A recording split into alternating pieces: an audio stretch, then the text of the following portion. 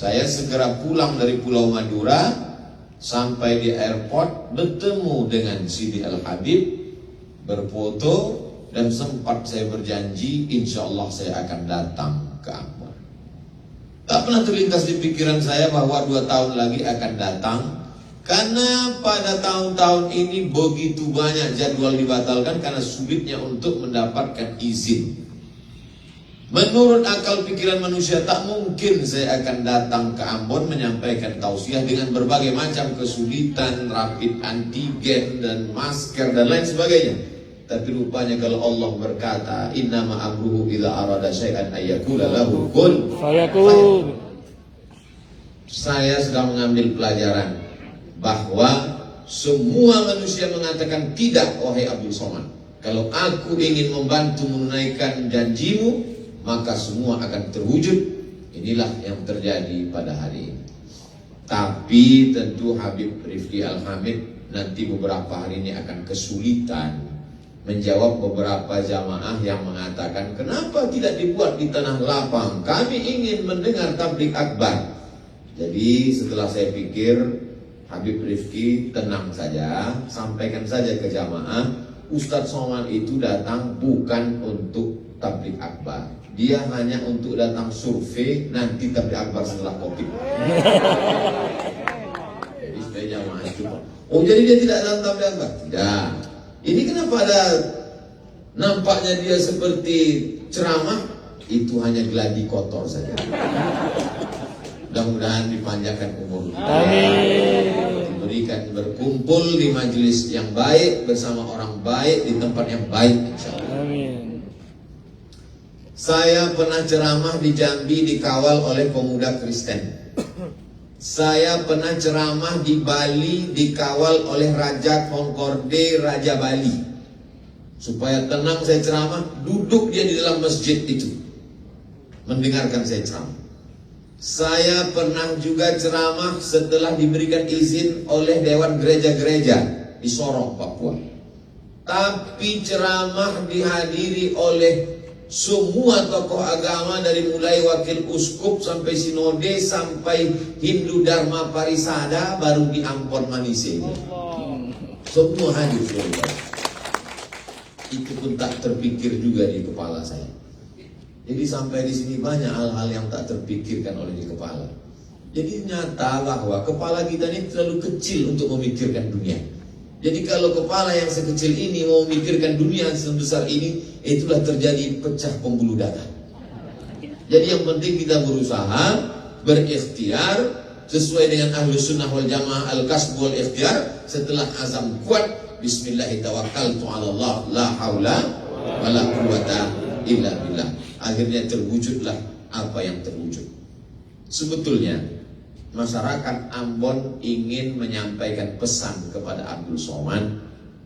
Inilah Ambon, wahai Abdul Somad. Ambon Manise. Buah-buahannya sudah dimakan, manis. Tehnya sudah diminum, manis juga. Suara orangnya pun merdu, manis. Wajah orangnya tak bisa nampak karena pakai masker. Tapi insya Allah keramahan mereka ini hanya Allah saja yang dapat membalas. Man ahsana ilaikum, siapa yang berbuat baik kepada kamu, fakafi'uhu, balaslah. Fa illam tajidu, kalau kamu tak sanggup membalas, fad'u lahu, doakan mereka. Alhamdulillah hadir bersama kita tokoh-tokoh masyarakat. Bapak Sekda Provinsi Maluku dengan segala kesibukannya sempat datang malam ini. Bapak Kapolresta Ambon hadir bersama kita. Sayyidi Al-Habib Ahmad As-Saggaf ikut bersama kita dan kita larut dalam kenikmatan suara beliau yang luar biasa. Hubabah Ruqayyah Al-Attas dengan segala keterbatasan datang malam ini.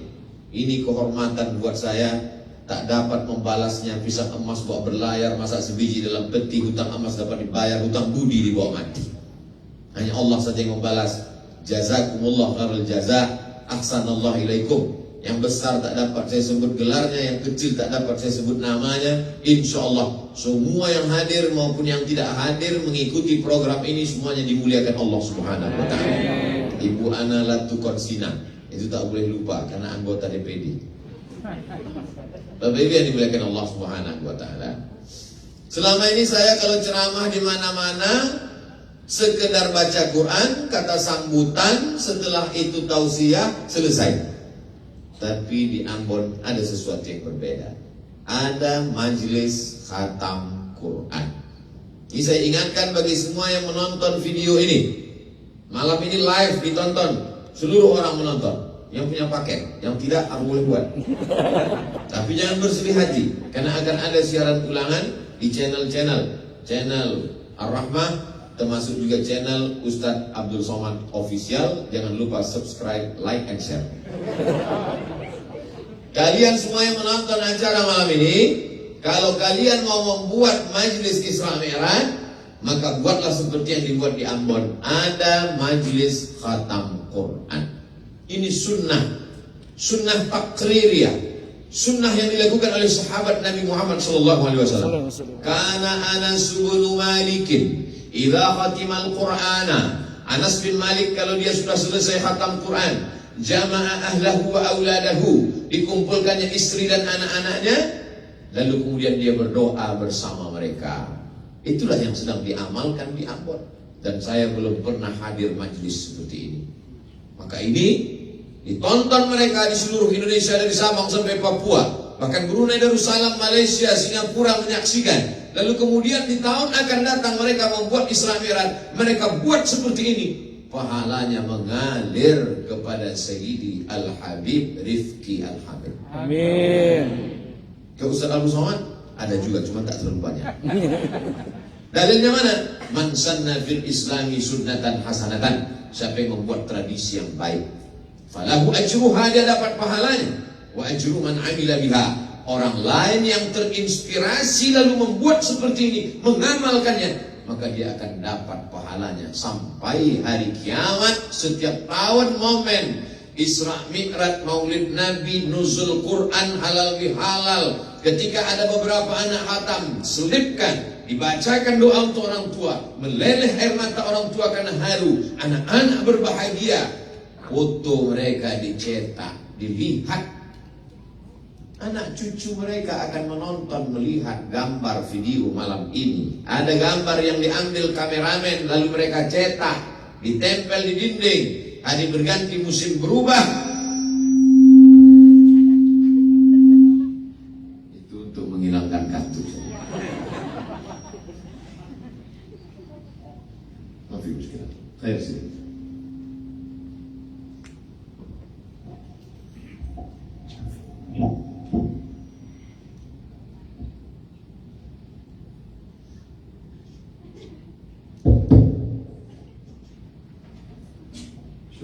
Jazakumullah. Saya masalahnya kalau sedang ceramah mikrofon mati, biasanya kameramennya mengatakan Ustaz mesti diulang dari awal. Tapi insya Allah mereka adalah editor yang tangguh. Foto tadi dicetak, hari berganti, musim berubah, mereka akan menjadi remaja, menjadi dewasa, menjadi sarjana, menikah, punya anak. Lalu kemudian anak-anak mereka akan bertanya ketika membuka-buka album, melihat-lihat foto di dinding. Itu gambar siapa ayah? Itu gambar siapa ibu? Itu adalah gambar kami ketika wisuda khatam Quran pada saat Isra Mi'raj 1442 Hijrah, tepatnya bulan Maret tahun 2021. Siapa itu yang menyerahkan ijazah? Yang sebelah kanan Habib Rifki Al-Hamid, yang di sebelah kiri Pak Sekda. Lalu yang itu siapa? Itu almarhum Abdul Somad. Mereka, istri mereka, suami mereka, anak cucu mereka mengirimkan Al-Fatihah untuk Abdul Somad sampai ke makam Abdul Somad di Pulau Sumatera. Dari Ambon 4 jam 40 menit perjalanan. Tapi mereka membacakan itu ikhlas karena Allah Ta'ala sampai ke alam barzakh. Itulah yang sedang dicari Abdul Somad, jauh-jauh terbang kemari mencari amal jariah yang tak putus dengan kematian. Rajin pun kita salat duha, meninggal dunia putus. Ceramah Abdul Somad kesana kemari, belum mati aja udah putus ceramah. Mana buktinya? Tak dapat izin keramaian karena COVID. Tapi ada yang tak putus dengan kematian. Mereka adalah harapan kita semua. Kita doakan mereka menjadi para penghafal Al-Quran. Anak cucu mereka menjadi mujahid fisabilillah, menolong agama Allah dengan harta, nyawa dan kekuasaan yang dititipkan Allah di ujung jari mereka, insyaallah. A'udzu billahi minasyaitonir rajim. Bismillahirrahmanirrahim. Subhanalladzi asra bi'abdihi laylan minal masjidil haram ilal masjidil aqsa alladzi barakna hawlah linuriyahu min ayatina. Maha suci Allah. Kenapa awal ayat itu disebut dengan Maha Suci Allah? Karena banyak orang yang tak mensucikan Allah ketika mendengar Isra dan Mi'raj, ujian setelah 10 tahun dakwah. Sebelum itu mereka mensucikan Allah, tapi begitu mendengar ada makhluk bisa terbang dari Masjidil Haram ke Masjidil Aqsa, naik ke Sidratul Muntaha, lalu mereka berkata, "Hai Muhammad sallallahu alaihi wasallam, angkat kakimu sebelah kanan." Nabi angkat kanan. Angkat kakimu sebelah kiri. Nabi angkat. Kata Nabi, jatuhlah kalau kau angkat sebelah kiri. Kalau mengangkat dua kakimu saja kau tak bisa, bagaimana mungkin kau katakan bahwa kau pergi dari Masjidil Haram ke Masjidil Aqsa, lalu naik ke Sidratul Muntaha sebelum azan subuh kau sudah kembali ke Makkah? Mengapa mereka susah untuk menerima Isra Mi'raj? Ada 3. Yang pertama, karena mereka tidak mau membaca. Andai saja Abu Jahal, Abu Lahab, Abu Sufyan dan Abu lainnya itu mau membaca, mereka bacalah kisah tentang Nabi Sulaiman. Orang Barat menyebutnya King Solomon. Sampai di Yogyakarta jadi Sleman. Nabi Sulaiman mendengar bahwa ada seorang ratu namanya Queen Balqis, Ratu Bilqis. Istananya di Yaman. Dan Nabi Sulaiman berada di Palestina. Dari Yaman ke Palestina lebih kurang 3.000 km. Kalau naik pesawat 3 jam, dengan kecepatan pesawat 1.000 km 1 jam. Lalu kemudian Nabi Sulaiman tahu bahwa Ratu Balqis sudah mau datang. Maka apa kata Nabi Sulaiman? Ya ayyuhal mala'u, wahai para tentara-tentaraku, ayyukum ya'tini bi'arsyiha qabla an ya'tuni muslimin. Siapa di antara kalian yang mau sanggup membawa kursi Balqis sebelum Balqis sampai ke Palestina? Nabi Sulaiman mau memberikan kesan pertama begitu menggoda. Bagaimana supaya ketika Balqis sampai ke Palestina dia terkejut. Oh, aku belum sampai kok, kursiku sudah sampai duluan. Apa kata jin Ifrit? Wa qala ifritum minal jin. Berkatalah jin Ifrit, ana atika bihi, aku bisa membawa kursi Balqis dari Yaman ke Palestina. Berapa lama? Qabla an taquma min maqamik. Sulaiman, sebelum kau tegak dari tempat dudukmu, kursi Balqis sudah pindah dari Yaman ke Palestina. Kira-kira berapa detik lah itu tegak dari kursi tegak ke atas? Paling 5 detik. Kalau tidak terkena osteoporosis. 5 detik Sulaiman sampai kursi Balqis dari Yaman ke Palestina. Wa qala allazi 'indahu 'ilmun minal kitab. Berkatalah seorang laki-laki yang punya ilmu dari Al-Quran, namanya Asif bin Balkhiyah. Apa kata dia? Ana atika bihi qabla an yartadda ilaika tarfuk. Aku sanggup membawa kursi Balqis dari Yaman ke Palestina sebelum matamu berkedip. Begitu mata Sulaiman berkedip, langsung kursi Balqis sampai. Kalau memindahkan kursi Balqis dari Yaman ke Palestina sanggup dipindahkan oleh Asif bin Balkhiyah sebelum mata Sulaiman berkedip, maka sulitkah bagi Allah memindahkan Sayyidina wa Maulana Muhammad sallallahu alaihi wasallam dari Masjidil Haram ke Masjidil Aqsa naik ke Sidratul Muntaha? Mudah. Lalu kenapa itu tak dapat dicerna oleh Abu Jahal, Abu Lahab? Karena mereka tak bisa membaca. Maka jadikanlah generasi ini generasi yang gemar membaca. Alhamdulillah Pak Ustaz, saya dari pagi subuh, zuhur, asar, maghrib membaca. Baca apa? Baca status.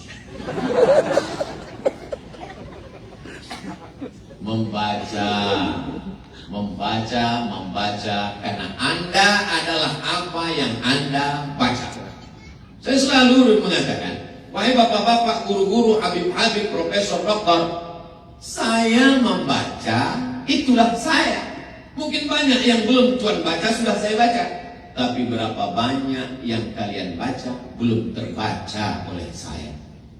Maka kita mesti mendidik anak-anak ini pandai membaca. Alhamdulillah, mereka sudah khatam membaca Al-Quran. Tradisi khatam baca Quran sudah hampir punah sekarang.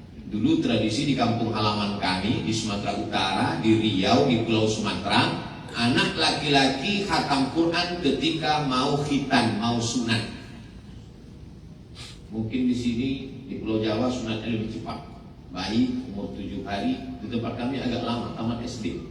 Bahkan ada yang tamat SMP, karena waktu tamat SD lari. Alhamdulillah sekarang sudah ada program namanya Sunatron, dan saya menjadi bintang iklannya.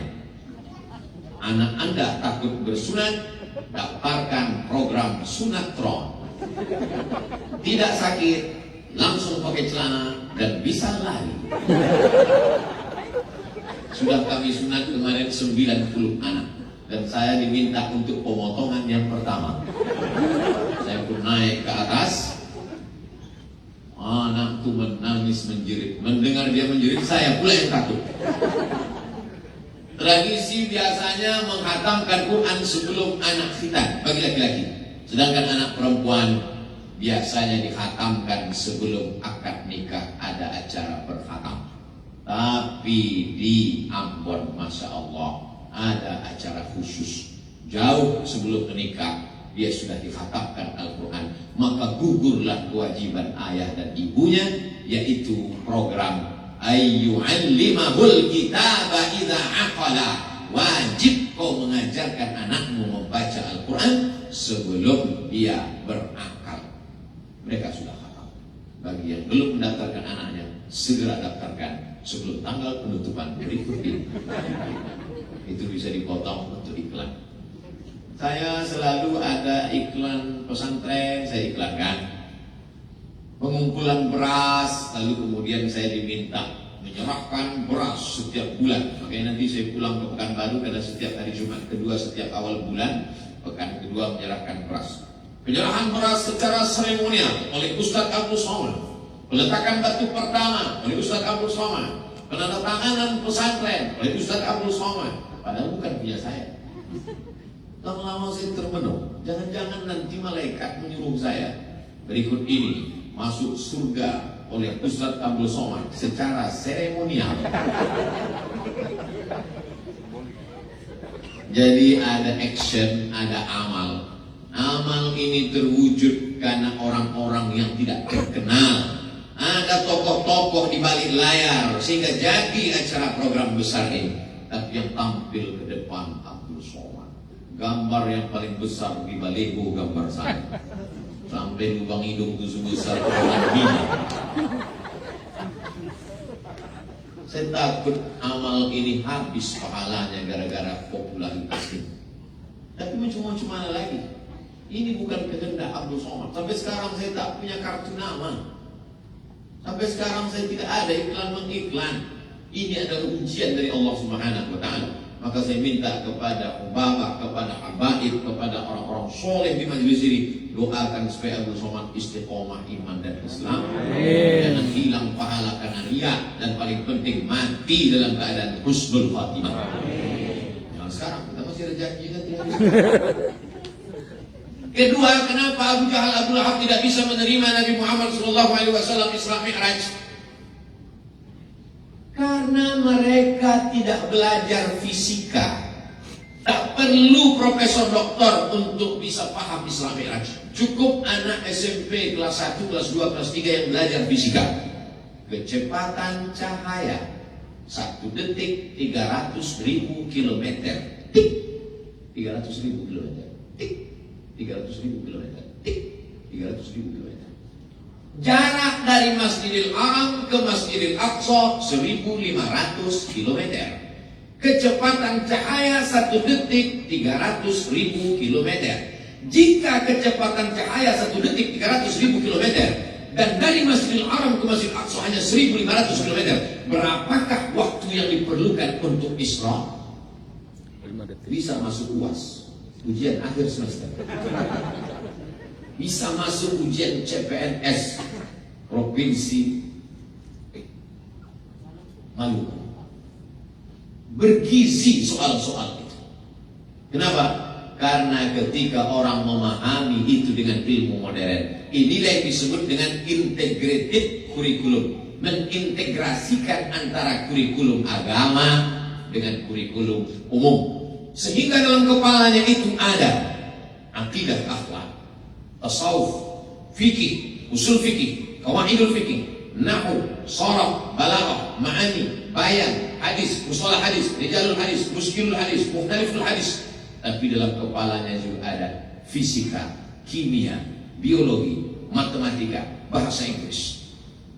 Dia bebas mau menjadi apa saja, tapi di hatinya tetap la ilaha illallah Muhammadur Rasulullah. Inna fi khalqis samawati, dalam penciptaan langit, wal ardi, penciptaan bumi, wa ikhtilafil laili wan nahari, perputaran siang dan malam, la ayat. Itu semua ayat-ayat. Penciptaan langit, ayat Allah. Ketika dipakainya akalnya untuk memikirkan ayat Allah, muncul ilmu astronomi. Penciptaan bumi, ayat Allah. Ketika dipakainya otaknya untuk memikirkan ayat Allah, muncul ilmu geologi. Perputaran siang dan malam, ayat Allah. Ketika dia pakai akalnya untuk memikirkan itu, muncul ilmu meteorologi, klimatologi, dan geofisika. Anggota tubuhnya ini ayat-ayat. Wa fil ardi ayatun lil muqinin. Di permukaan bumi ini ada ayat-ayat Allah. Wa fi anfusikum afala tubsirun. Di dalam dirimu mengapa tak kau lihat? Kalau dia kaji ayat-ayat Allah dalam dirinya, maka dia sedang meneliti ilmu anatomi tubuh. Kalau dia kaji ayat-ayat Al-Quran, dia akan jadi ahli tafsir. Kalau dia kaji ayat-ayat kasih sayang, dia akan menjadi penulis novel ayat-ayat cinta. Tidak lepas dari kedekatan dengan Allah Subhanahu wa taala. Abu Jahal, Abu Lahab tidak sampai nalarnya ke sana karena dia tidak belajar ilmu-ilmu modern. Anak-anak kita sudah hafal Al-Quran, ada yang juz 30, sudah menghatamkan bacaan Al-Quran. Nanti terserah dia mau sekolah kemana. Ceramah saya di Universitas Islam Indonesia Yogyakarta, ketemu dengan Bapak Rektor. Kata Pak Rektor, Ustadz Abdul Somad, siapa saja anak yang hafal Quran 30 juz, maka dia diberikan beasiswa full plus uang saku. Diberitakan anak-anak yang paling banyak di Fakultas Kedokteran adalah anak-anak penghafal Quran. Allahu Akbar. Allahu Akbar. Dia bisa jadi polisi, dia bisa jadi tentara, dia bisa jadi apapun. Insya Allah kalau hafal Quran dia tidak akan korupsi. Kalau hafal Quran dia tidak akan selingkuh. Kalau hafal Quran dia tidak akan berpikir macam-macam. Al-Quran menjaga dia. Apa kata Sayyidina Ali? Al-malu wal-ilmu. Apa beda harta dengan ilmu? Al-ilmu yahrusuka wal-malu anta tahrusuhu. Ilmu menjaga engkau, harta itu engkau yang menjaganya. Mereka sudah dapat ilmu. Ilmu itu menjaga mereka. Kita ilmu tak ada, harta pun tak punya. Dua-dua tak ada. Mudah-mudahan mereka diberikan Allah dua-duanya. Amin. Ya Rabbal Alamin. Ketiga, kenapa Abu Jahal, Abu Lahab sulit untuk memahami Isra Mi'raj? Karena mereka adalah tak memahami makna asra. Abdul Somad Sara Abdul Somad, Sara yasiru, Abdul Somad berjalan. Tapi bunyi ayat itu bukan Sara. Subhanalladzi asra, Maha suci Allah yang memperjalankan. Kalau memperjalankan berarti ada yang diperjalankan. Nabi Muhammad SAW tidak berjalan, tapi dia diperjalankan. Abu Abdul Somad berangkat dari Cengkareng jam 2 malam. Pesawat pun terbang sampai ke airport Patimura, Ambon. Saya lihat jam saya, jam 5. Belum saya robah jamnya. Jam 2 berangkat, 3, 4, 5. Tambah 2 jam, 6, 7 waktu Ambon. 3 jam Abdul Somad terbang dari Cengkareng ke Ambon. Rupanya di dalam pesawat itu antara satu kaca dengan kaca jendela itu 2, ada kaca luar, ada kaca dalam. Rupanya ada nyamuk yang menyusup ke dalam. Kenapa nyamuk bisa menyusup? Karena mereka tidak ada cek anti rapid. Bisa nyamuk itu masuk ke dalam. Setelah sampai ke Ambon, keluar nyamuk itu dari jendela kaca pesawat. Berjumpalah nyamuk Cengkareng dengan nyamuk-nyamuk Ambon. Kata nyamuk Cengkareng, gue dari Jakarta jam 2 tadi. Sekarang sudah sampai jam 7 waktu Ambon. Maka ketawalah semua nyamuk-nyamuk di Ambon dan di Maluku. Karena dalam sejarah nyamuk tidak ada nyamuk yang bisa terbang dari Pulau Jawa sampai ke kepulauan ini, di bumi raja-raja ini, yang bisa terbang dalam 3 jam. Kenapa? Karena nyamuk ini menyangka bahwa dia terbang dengan sayapnya yang lemah. Mereka tidak tahu bahwa dia terbang dengan sayap besi. Minyaknya minyak pesawat. Tidak sampai logika Abu Jahal, Abu Lahab untuk menangkap peristiwa itu, maka sulit dia. Maka anak-anak kita diajarkan ilmu-ilmu, tidak hanya ilmu agama, tidak hanya iman yang kuat, tapi juga ilmu rasional. Maka kita diajarkan Rabbana atina fid dunya hasanah wa fil akhirati hasanah wa qina adzabannar. Ini untuk ibu bapak yang mana tahu nanti anaknya nanya setelah 27 Rajab di mana-mana acara Isra Mi'raj. Papa, mama, ini apa nama acaranya? Isra Mi'raj. Isra Mi'raj itu apa? Nabi Muhammad dari Masjidil Haram ke Masjidil Aqsa naik ke Sidratul Muntaha. Kok bisa? Emang dia Superman? Dia tidak berjalan anakku, dia diperjalankan. Sama seperti semut yang tadi masuk ke dalam rambutan yang ibu bawa dari pasar. Kalau nyamuk samut itu mana bisa dia berjalan kaki, tapi kalau dia dibawa, dia sampai. Sesungguhnya perumpamaan itu adalah untuk memudahkan memahami teks ayat-ayat hadis-hadis Nabi Muhammad sallallahu alaihi wasallam. Tapi akal ini memang sejengkal. Bambu buluh kalau panjang sejengkal jangan sampai kita pakai untuk mengukur lautan. Maka apa kata pepatah? Kalau galah panjang sejengkal, jangan laut hendak diduga. Tak dapat kau tangkap dengan akal pikiranmu, tapi dengan ilmu pengetahuan dan imanmu kau dapat berkata Subhanallah, Subhanalladzi asra bi'abdihi. Maha suci Allah dari tuduhan-tuduhan yang tidak layak dilontarkan oleh mulut-mulut Abu Jahal dan Abu Lahab. Tapi ada satu orang yang begitu cerita Nabi langsung percaya. Percaya itu bahasa Arabnya shadaqah. Orang yang percaya itu disebut dengan siddiq. Maka di akhir namanya disebut, digelar dia dengan gelaran Abu Bakar As-Siddiq. Asal usul As-Siddiq adalah kepercayaan dia, keyakinan dia tentang Isra Mi'raj Nabi Muhammad sallallahu alaihi wasallam. Kita lanjutkan. Tiba-tiba suatu malam nazara Jibril, turun malaikat Jibril alaihissalam. Fasyaqqa sadri, dibelahnya dada. Ja'a bitisnin min zahab, dia bawa mangkok terbuat dari emas. Mamlu'un bil hikmati wal iman, isinya penuh dengan hikmah dan iman. Kemudian dia lepas jantungku, summa ghasalahu bima'i zamzam, lalu dibasuh, dicuci dengan air zamzam. Setelah bersih baru dipasangkan lagi, summa atba'ahu, lalu dijahit, dipasang, dibersih lagi. Sebelum Isra Mi'raj. Apa hikmah di balik pensucian hati ini? Ini simbol sebelum sholat kita mesti suci. Suci badan, mandi. Tak bisa mandi, wudu. Tak bisa wudu, tayamum. Tak bisa tayamum, ditayamumkan. Ditayamum tak juga bisa, berarti kena COVID dibungkus pakai plastik. Bersih pakaian, cuci, dibilas.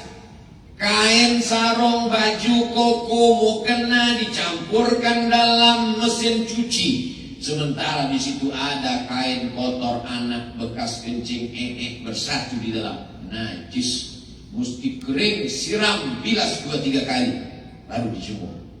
Itu tadi kan bersatu dengan najis. Kenapa tidak kau basuh? Kan ada tulisannya, Bu, sekali kucek tanpa bilas. Makanya mereka diajarkan fikih. Sebelum fikih sholat, sebelum fikih zakat, belajar dulu fikih toharah. Bagaimana cara, supaya air najis itu selesai. Heran saya melihat orang di WC itu tadi, Pak Ustaz. Kenapa? Semuanya pada batuk. Dia tak tahu batuk itu mereka bukan batuk supaya airnya habis keluar. Begitu Islam mengajarkan sesuci-sucinya. Suci badan, suci pakaian, suci tempat. Ada satu lagi yang belum suci, suci hati. Anak kita umurnya sama, lahirnya sama. Kenapa anak dia yang duluan khatam Quran? Datang Hasan. Kenapa anak kamu kemarin tidak khatam? Anaknya kok khatam duluan? Iyalah, dia kan dekat dengan Habib KKN. Dari hasad muncullah hasud. Maka kita diminta berlindung kepada Allah Ta'ala dari orang-orang seperti ini. Wa min syarri hasidin idza hasad. Pergi undangan, pulang dari undangan berkunang-kunang, sakit kepala, mendenyut, mau pecah. Datang dokter bertanya, ada tadi makan gulai kambing? Tak ada. Ada makan soto kambing? Tak ada. Ada makan sup kambing? Tak ada. Rupanya bukan salah kambing. Kasihan kambing, selalu dijadikan kambing hitam. Kata kambing, bukan salah aku. Terus salah siapa? Salah hati, tak bisa melihat nikmat orang lain. Rupanya di tempat undangan tadi nampak tas kulit mahal betul. Karahatun ni'mah 'alal mun'ami 'alaih. Tak senang melihat orang lain dapat nikmat. Yang paling celaka setelah tak senang, wa hubbu zawaliha. Ingin supaya nikmat orang itu hilang. Kalau tidak mempan dengan hasud, maka dengan santet, dengan sihir, dengan black magic, dendam kesumat, dan lain sebagainya. Melihat orang kaya, sakit hati dia. Melihat orang rumahnya renovasi, naik asam urat. Melihat orang yang bagus bajunya, naik asam lambung. Maka kapan kita bisa menikmati hidup? Orang yang hasad dan dengki itu bukan penyakit akhlak, tapi penyakit tauhid. Berarti dia tidak bisa menerima ketetapan Allah Subhanahu wa ta'ala. Maka kita ridha menerima ketetapan. Tapi kalau dia peroleh dengan cara yang haram, dengan cara yang batil, Islam mengajarkan amar ma'ruf nahi munkar. Kalau kau nasihati orang di depan orang banyak, kata Imam Syafi'i, sesungguhnya kau sedang menjatuhkan marwah, harkat, martabat air mukanya. Kalau kau mau nasihati dia, nasihatilah dia 4 mata. Assalamualaikum Ustaz Somad. Waalaikumsalam. Ada yang perlu saya sampaikan. Saya tak bisa bicara depan orang banyak, takut saya nanti Ustaz maju. Oh baik, oke. Mesti 4 mata? Iya Pak Ustaz. Apa masalahnya? Gila, mau minjam duit Pak Ustaz. Ada masanya kita bicara di depan orang banyak, tapi ada masanya menjaga harkat martabat orang. Makanya kata Nabi, di dalam badan manusia itu ada segumpal ala fil jasadi mudghah. Idza salahat salahal jasadu kulluh. Kalau yang segumpal sekepal itu baik, maka dari ujung rambut sampai ke ujung kaki menjadi baik. Wa idza fasadat, kalau dia rusak, maka dari ujung rambut sampai ke ujung kaki menjadi rusak. Ala wa hiyal qalb, yang segumpal itu adalah jantung. Makanya kita selalu takut kena penyakit jantung. Kemana Pak Haji kemarin yang kalau di sholat di masjid selalu di sebelah kanan imam itu meninggal mendadak? Kenapa? Jantung koroner. Mana pernah kita dengar cerita jantung meninggal kenapa? Kena kurang. Jamaah yang dimuliakan Allah Subhanahu wa ta'ala. Jadi Allah berikan perumpamaan jantung itu zahir dan batin.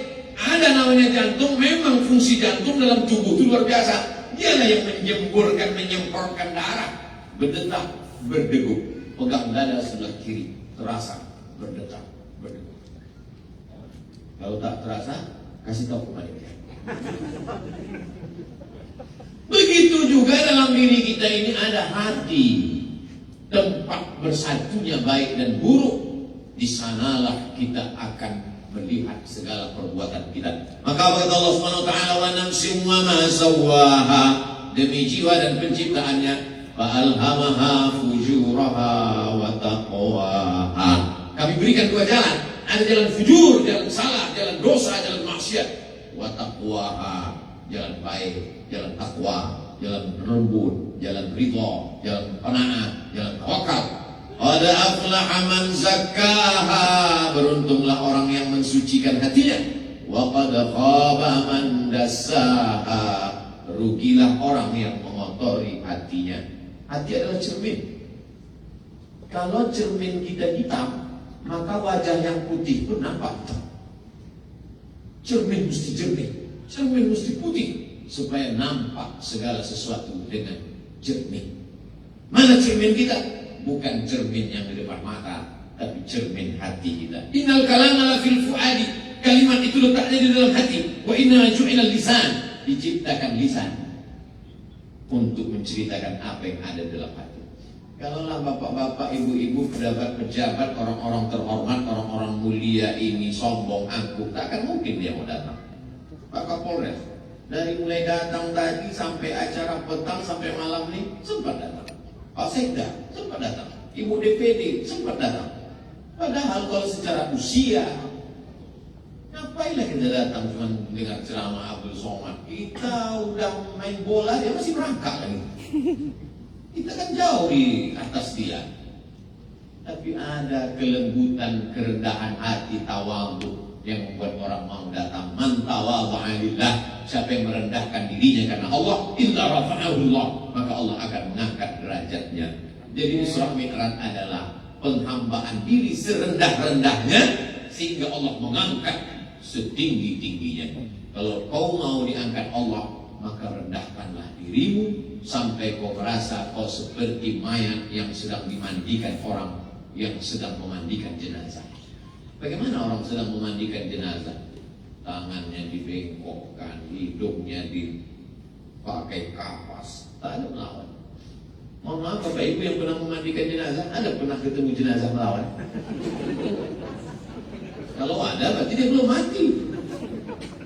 Ini semua menunjukkan bahwa kita rendah hati. Ustaz Abdul Somad nanti datang, sami'na wa ata'na sam'an wa ta'atan Habib. Yang penting urus izin keramaian, semuanya selesai saya akan datang. Nanti kita acara dulu atau makan dulu acara. Terserah Habib, saya ikut saja. Ustaz Somad nanti acaranya mau duduk atau berdiri? Terserah, tapi rasa-rasanya saya mau berdiri Habib. Soalnya kalau duduk nanti jamaah mungkin ada yang dibalik tiang, ada yang duduk tak nampaknya. Banyak juga jamaah ini mau melihat, menyaksikan apa sama wajahnya di YouTube dengan asli. Jamaah ini saya mau jelaskan kenapa saya berdiri. Padahal sebetulnya ada thalabul ilmi itu mesti duduk. Ini saya jelaskan supaya jangan ada dusta di antara kita. Setelah suci bersih, barulah Nabi Muhammad SAW melanjutkan perjalanan. Lalu kemudian dalam perjalanan itu pergilah dari Masjidil Haram ke Masjidil Aqsa sampai di Palestina. Lalu kemudian Nabi sholat di Palestina dan dia melihat imamnya adalah dirinya. Nabi Ibrahim dia lihat sebagai makmum, Nabi Musa dia lihat sebagai makmum, Nabi Isa alaihi salam, Isa bin Maryam dia lihat sebagai makmum. Maka ini adalah simbol kepemimpinan Nabi Muhammad sallallahu alaihi wasallam. Anak-anak kita ini siap menjadi pemimpin. Makanya doanya, Rabbana hab lana min azwajina wa dzurriyyatina qurrata a'yunin waj'alna lil muttaqina, jadikan anak-anak kami menjadi pemimpin. Kalau bapak ibu mengantarkan anaknya ke Darul Mustafa Hadramaut Tarim Yaman, itu bukan karena benci sama anak. Walaupun kadang logika orang tua tak dapat ditangkap oleh anak, termasuk saya pribadi. Dulu sempat saya lama termenung di tepi sungai ini. Jangan anak angkat. Sampailah hati mereka. 4 tahun gak pulang Pak. Berangkat 5 September 1998, 2002 baru pulang. Sempat lupa wajah orang tua. Pergi haji naik kapal laut, dipukul ombak di pas gelombang, dari terusan Suez lewat di Laut Merah sampai ke Jeddah. Melihat jamaah haji emak-emak, wah serindu kita macam emak. Kalau nengok wajah orang Arab gak bisa, lain wajahnya. Nampak orang Indonesia, tengok lama, takut pula dia disangkanya kita copet. Ini jamaah haji gelandangan, gak punya hotel, gak punya penginapan, gak punya duit. 4 tahun, lalu kemudian baru pulang. Setelah itu lanjut lagi pergi ke Maroko 2 tahun. Masih ada lagi siswa, beasiswa sisa-sisanya. Aku mau lanjutkan lagi nih sampai S3. Karena ada program ini, ada 3 tahun, berapa tahun lagi jatah. Apa kata almarhumah ini? Tak ada gunanya kau balik doktor, tapi aku almarhumah. Betul juga cakap dia. Setelah dia meninggal, rasanya tak ada gunanya. Dapat saya doktor dari Sudan, dapat profesor dari Brunei Darussalam, dapat apapun, hampa saya. Jadi saya ingatkan kalian anak-anakku, kalau masih ada mereka, senangkan hatinya. Kemanapun kalian dikirimnya nanti, diam aja kalian.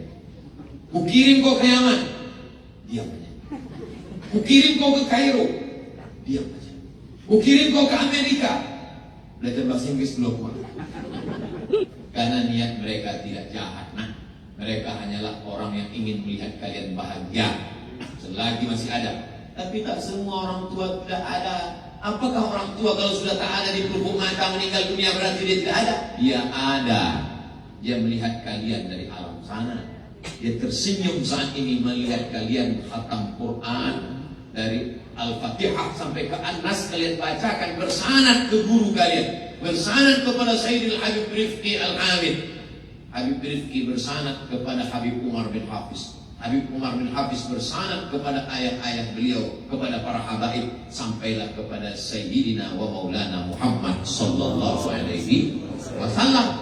Maka ini anak-anak kita didik menjadi pemimpin. Seorang laki-laki memandikan anaknya dari seberang sungai. Saat dia memandikan anaknya itu, lalu dia tunjuk ke seberang. Nah, itu adalah bangunan yang megah dan mewah. Nanti sampai masanya kau akan menjadi pemimpin di sana. Nah, anak itu bernama Muhammad Al-Fatih. Muhammad Al-Fatih saat dimandikan ayahnya selalu menunjuk, itu yang akan kau kuasai. Nah, dan betul-betul saat dia menjadi raja panglima, dia menguasai, jadilah kota itu bernama kota Istanbul. Apakah kita saat memandikan anak-anak kita juga berpesan seperti Muhammad Al-Fatih? Pernahkah kita berpesan demikian? Jangan-jangan bapak-bapak ketika ibu-ibu memandikan anak, nah, aku ingin kau jadi PNS. Jadi PNS tidak salah, jadi PNS bagus, jadi polisi hebat, jadi tentara mantap. Tapi ketika kita katakan kau jadi PNS yang pemimpin, kau jadi polisi yang pemimpin, kau menjadi tentara yang pemimpin, kau menjadi pengacara yang pemimpin, sehingga dengan kekuasaanmu semua mendapatkan rahmat dan kasih sayang. Mana contohnya? Sulaiman alaihissalam ketika dia berjalan, apa kata semut-semut? Ya ayyatuhan namlu udkhulu masakinakum. Hai semut-semut, masuk kalian ke sarang-sarang. Nabi Sulaiman menahan pasukan bala tentaranya. Hai tentara, jangan jalan dulu. Kenapa kata tentara? Aku mendengar panglima semut sedang memerintahkan anak buahnya untuk masuk sarang. Takut ada yang terinjak pecah perutnya oleh sepatu-sepatu tentara Sulaiman. Apa maknanya? Kalau kau menjadi pemimpin yang soleh, semut pun tak ada yang mati pecah perut, semut pun tak ada yang teraniaya. Kenapa? Karena engkau datang sebagai wama arsalnaka illa rahmatan lil. Kalau kau berpuasa, tidak ada ranting yang patah. Kalau kau berpuasa, tidak ada buah yang rusak. Kalau kau berpuasa, maka ada kekuatan kekuasaan yang kau pakai untuk menolong semesta. Itu kepemimpinan Muhammad sallallahu alaihi wasallam.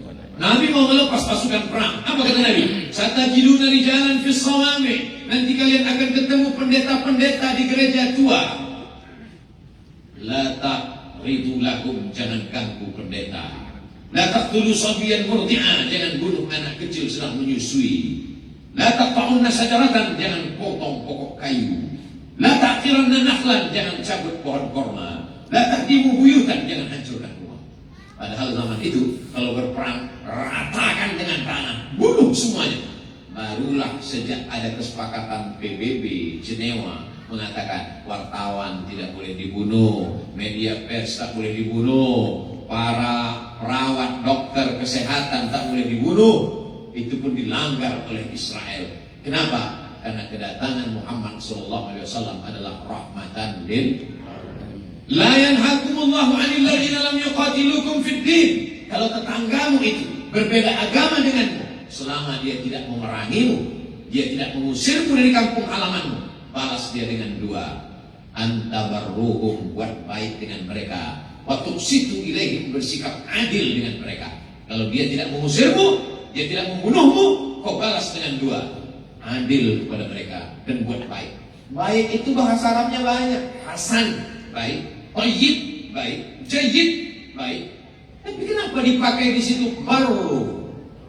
Antabarruhum. Barru digunakan untuk orang tua. Birrul walidain. Apa maknanya? Kalau tetanggamu yang tak seagama denganmu itu baik kepadamu, kau balas kebaikannya seperti engkau berbuat baik kepada kedua orang tua. Itulah ajaran Islam. Itulah yang membuat Kristen Ortodok Koptik bisa bertahan di Mesir sampai hari ini. Itulah yang membuat umat Islam ketika dia memiliki kekuasaan di India, orang Hindu tetap bertahan sampai hari ini. Kenapa? Karena prinsip ketika kitab suci dibaca, Bismillahirrahmanirrahim.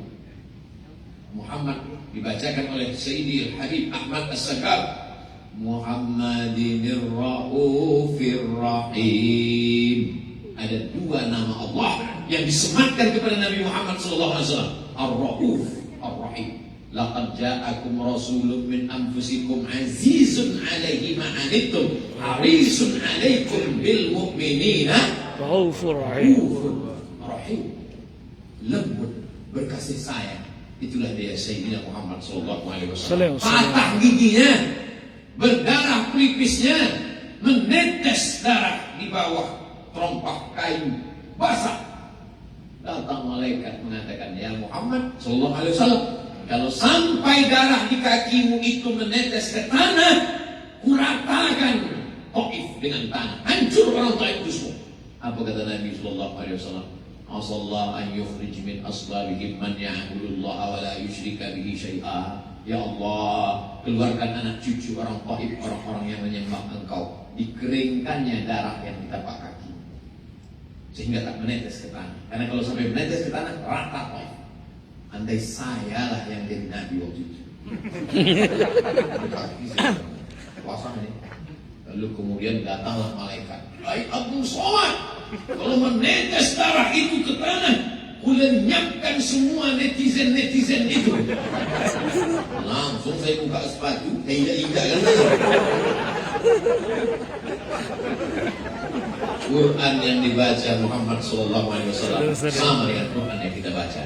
Sabda yang keluar dari mulutnya itu juga yang kita baca dalam Sahih Bukhari, Sahih Muslim, Sunan Abi Dawud, Sunan Nasa'i, Sunan Tirmidzi, Sunan Nasa'i, Sunan Ibni Majah, Musnad Ahmad bin Hanbal, Muwatta Malik, Sunan Ad-Darimi. Apa bedanya? Ada kelembutan hati melihat orang bukan sebagai musuh, tapi melihatnya sebagai hamba Allah yang perlu diselamatkan. Allahumma hdi qaumi fa innahum la ya'lamun. Setelah itu dia pun naik ke Sidratul Muntaha.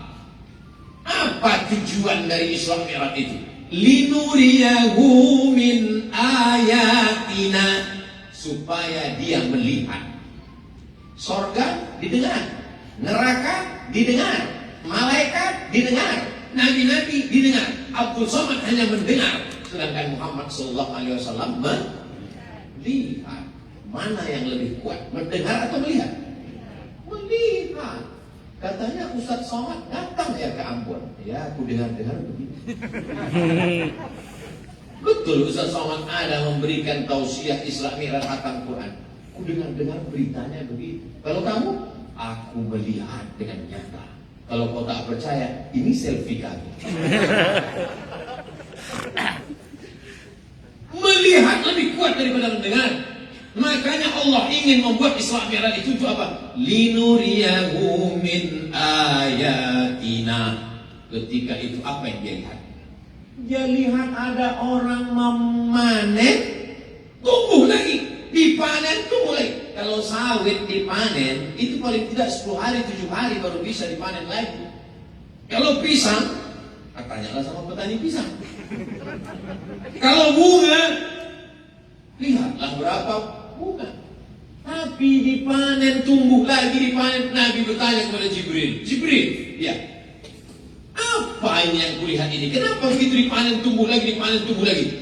Itulah pahala orang yang bersedekah yang tak putus sampai hari kiamat. Tumbuh lagi, tumbuh lagi, tumbuh lagi. Berapa sak semen, berapa batu bata, berapa besi, berapa pintu, berapa jendela yang akan kita bangun untuk pesantren tahfiz Quran, membaca kitab kuning untuk menyelamatkan generasi anak bangsa. Tanahnya sudah diwakafkan orang, aslinya sekian ratus juta, tapi kita dia ambillah untuk agama Allah. Tinggal lagi kita membangun saja di atas. Maka inilah yang akan tak putus panen tumbuh sampai hari kiamat, insya Allah. Amin.